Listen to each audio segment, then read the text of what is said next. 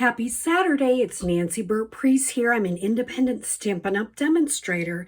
And today I wanted to share with you, I'm going to keep sharing more of Penguin Place because it is incredibly cute. But today I'm going to show you a couple of different cards. And I'm using mostly the stamp set, the punch, and this wonderful Penguin Playmate DSP. Now, the thing that's so cool about this, and let me show it to you, is that it is something you can purchase if you have $50 in product. You can get this, one of the choices, for free. So it's 12 by 12. And you have 2 of each of these, which I love the designer series paper, by the way. This one specifically, you can punch the little penguin out. And the colors are fun. Yes, they are winter, but they are also, you can use it for really any time of the year. Because like something like that can be used any time of the year. And a lot of them have something on the back. You can use that any time of the year. That could be any time of the year. So I like that it is really user-friendly. So the first card I showed you the other day, this is a stepped up card. What do you need for this? If you chose to make it, this is a full-size white card, but you could just get note cards and envelopes. And this is very easy. This is the stitch framelits. This is the dot embossing. And this is some of that wonderful DSP. I punched out the little penguin of the DSP, a black stamp pad, and a red stamp pad. So if you were going to make this card, you really needed $50 in product, but it doesn't all have to be penguin product for this one. The happy birthday is from that set. But this is one way to use that DSP, along with some red cardstock and some embossing. This is stepped up. Remember, I showed you a very basic one. Well, today I was going to do more cards, but I got stuck doing these amazing pinwheel tower cards. So I've watched lots of videos, lots of people have done it. Both of these I've cased people, but they're kind of Nancy originals, but I've cased the design and the measurements, and so I'm going to give you who I've cased these from. This one, I use the measurements from Dawn Griffith because I wanted it to fit in a regular envelope. Let's see if I got an envelope right here. And this will fit in a regular medium envelope, A2. So I wanted to be able to do that with this card. This is using the hand pen petals. And you notice this is also some DSP that is hand penned. And it is also free with a $50 purchase. And you can see I did some more with this. And finally, the congratulations. This is all, I don't know why I have Goofy on there. This is all using the DSP that is free from Sale A Bration and hand penned. Now you notice I didn't put anything over here. I really like the Melon Mambo, and this is Granny Apple Green and the black. So I kind of stuck with those 3 colors. This is full strength Melon Mambo, and this is stamped off. So it's a fun card. So I'm going to show you the one that goes with Penguin Place. Once again, I saw lots of people make these. Mine is a little different than other people's, but I'll show it to you first. This is where you could write your little greeting. And it stands up. Is that not the coolest thing or what? So I am going to show you each piece, and I didn't write it out ahead, so I'm going to just write it out to the side here. Dawn Griffith had a really great idea, and she used 4 1/4 square. So what she did, and don't you like how I'm writing it right in there? 4, I don't know if you can even see it on camera, 4 1/4 square. And she scored at 1, 2, 3, and 4 inches. So you notice I did that.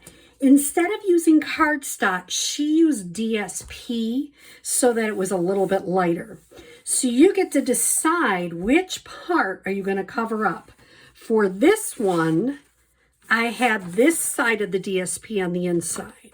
For this one, I'm going to put this on the inside so it shows. So what she recommended, and by the way, when you have this, I call it green glue, but it's Tombow mono liquid glue, I just use a little paper cup so that it is pointing down. So that just makes it easier when you're using it.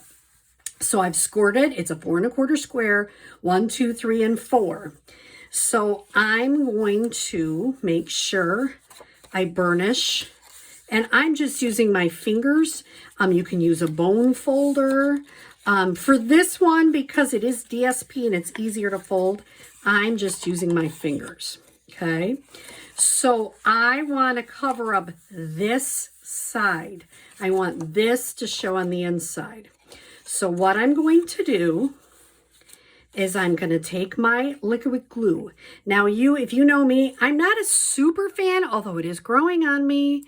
I use liquid glue because you can really have wiggle room with it.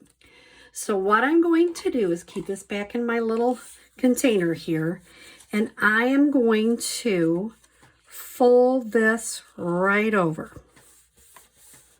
Now, what they recommend is, at least I've had a couple people, and you can make sure it's stained correctly, make sure it looks the way you want it to, because you have green glue, you can move it a little bit. Like that one's out a little bit, so I'm going to move it just a tad. That's the beautiful thing about the green glue, is you have the wiggle room, and this is the side we're going to cover up. It's going to look like that inside. I'm going to set that to the side. Now, for the cardstock mats, I pre-cut and stamped some things. So let me show you what I pre-cut. These are 4. I am using the Misty Moonlight, and these mats are 2 3/4 by 4 1/4. And let's make sure that's 4 1/4. Yes, it is. So I just want to make sure I have those. So I need 4 of those. I need 4 of the DSP. That's how I'm using it. Now, remember, when I did this one, I used cardstock, the basic white, because I stamped on it. But for this one, I'm using a lot of DSP. So I need 4 of the 2 1/2 by 4, okay? So I need 4 of those, and I pre-cut different patterns that I chose. That's certainly a personal preference. I also use, this is from the Stitch So Sweetly. I wanted to put a little place where you could put your saying, so I have the Season's Greetings. And then I have, these are also DSP. You need 4, and these are 1 1/2 by 4. And these are the pieces that go here. Now, if you notice on this one, I thought that this looks so nice with this. I didn't put any DSP, but you could. There is no right or wrong, and on this one, I do have some cut. I also, this is like 3/8 by 2 1/2. I decided to write Be Cool, Be Chill, Be Merry. I thought that was cute. I punched this out with the punch right out of the DSP. And I just trimmed these characters right out of the DSP. I just took my snips and cut them out, which I think is so cool. So here's what I'm going to do. I'm going to start, and the first thing I'm going to do to make this card, hopefully you've got all these on your, you've taken a screenshot. And what I'm going to do is I'm going to use some Stampin' Seal. This I don't mind using Stampin' Seal on. When you're making like boxes and bags, it's better to just use the liquid glue. And yeah, I could use liquid glue on this too. I really could. So I'm going to just start putting these on. Doesn't make a difference what order. Every time I make a card, it might be a different order. Doesn't make a difference. It's certainly a personal preference. I just think this designer series paper is cute. That one I got on just a hair crooked, but I'm going to be okay with it. You know, if I get it a hair crooked, I also check it on my, you know, paper cutter. Make sure that I didn't have it too crooked when I was cutting it, and I actually did have it crooked on that one, so I just trimmed it up. You know, people are always like, oh, do you make any mistakes? Like, yeah. And my daughter told me one time that there are no mistakes in Stampin' Up! Because I used to say that all the time because my team leader, Missy Shipman, always said that. And my daughter shared that she now uses that too. And I thought that's such a great thing for life. There's no mistakes, just opportunities. Let's see if I need to put a refill in. I've been doing a lot of stamping. And you know, sometimes I try to get this all done before I show you what I'm doing, but today I'll show you how to put in a refill. So I've got Stamp and Seal. Worst part, just getting it open. And then what I'm going to do is open this case up. You can see mine. If I was really smart, I'd get some of that cruddy junk off, but right now I'm not going to be smart. I'm just going to show you how to do it. I always want to put it the wrong way. But if you look at this little belly part, I don't know if that's called a belly, goes down here. So I just snap these together. Put this on here. And it goes right back together. Remember, if you have a minute, just kind of run it and it usually starts right up. Okay, so now I have all 4 pieces of this done. Now what I'm going to do is I'm going to add some of the other pieces on. Like this one, I wanted, by the way, the only 2 colors I'm using is Shaded Spruce and Misty Moonlight. That's it. Not a lot of ink. And these are all from the sayings with the Penguin Place stamp set. So where did I just put it? Right here. I am going to adhere this right here. And I'm just going to use some dimensionals to pop up this little penguin. So, and isn't that easy? I will show you as we keep going through this season, I will show you some stamped cards where I'm actually stamping the penguin. But because this paper is on sale right now, or it's not on sale, it's you can get it free with a $50 order. I think, golly, I got to show you the wonderful things you can do with this paper. And it has lots of little characters that you can cut out. And I think that is so neat. Let's see, I guess he's got enough on there. And I'm going to put this one on here because it kind of matches this little scarf. What else did I want to put on? Oh, on this one, I wanted to pop up, and I'm going to use the mini dimensionals for this. I'm going to put 3 of them. Once again, I cut this little white piece at, is it 3/8? I think, did I just say that? 3/8. I did. 3/8 by 2.5, which is how big the DSP is. And I just pop that up here wherever I feel like, depending on the paper. Just kind of put it there. And then the last one, I just am going to use bigger dimensionals and pop up this little fox I cut out. So everything has a little bit of something that kind of perks it up. I could put jewels on it. I could do lots of things. I'm keeping it relatively simple. So there, I've got those 4 all ready to go. Now, what I'm going to do is get this back out. It's ready to go. I'm going to go back to the liquid glue. And it really doesn't make a difference where you start. Now, let's say, oh, Nancy, you made a little bit of boo-boo there. Sure I did. Guess what? Nobody's going to know because I'm just going to trim it up. I didn't get it as even as I could. Never be afraid to use your snips and just trim it up. Nobody will ever know the difference. So I trimmed it up, and I'm going to put a little bit of adhesive, the liquid glue, right here. And I'm going to put my first, it doesn't make a difference what side you do. I'm going to just start with this first one. I'm going to try to butt it all the way up to the edge. And that's the beautiful thing about this liquid glue.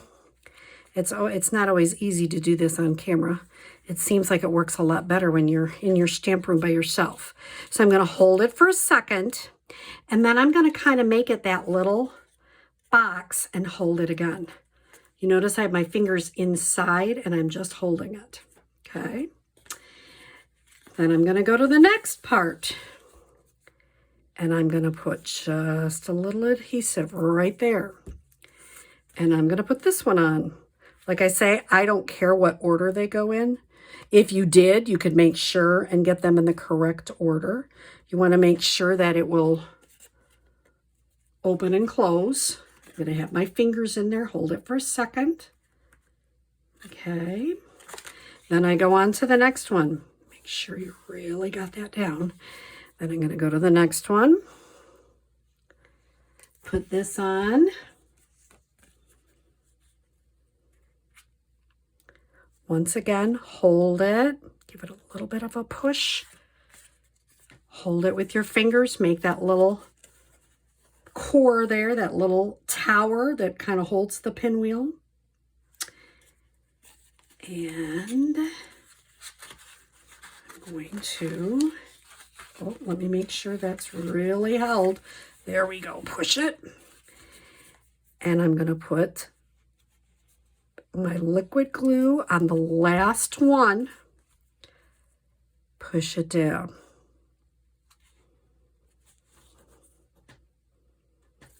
Once again, go in and hold.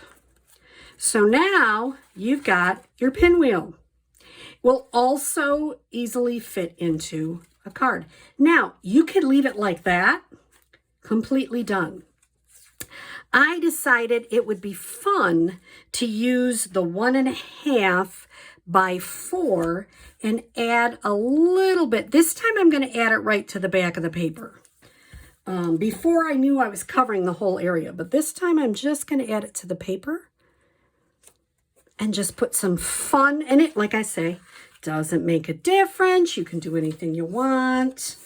I'm going to use this paper. Wait, this one looks a little bit big to me. And it is. I'm going to take my trimmer and just trim it up. It really needs to be 1.5 to make it fit in that space. If it's bigger than 1.5, it will not fit.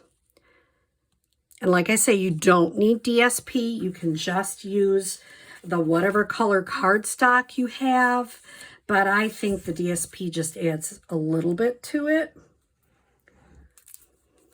And beautiful thing about when you get designer series paper from Stampin' Up, it all usually, I would say almost all the time, it all coordinates with each other. And I love that part because you really can't make a mistake with it. And here we are.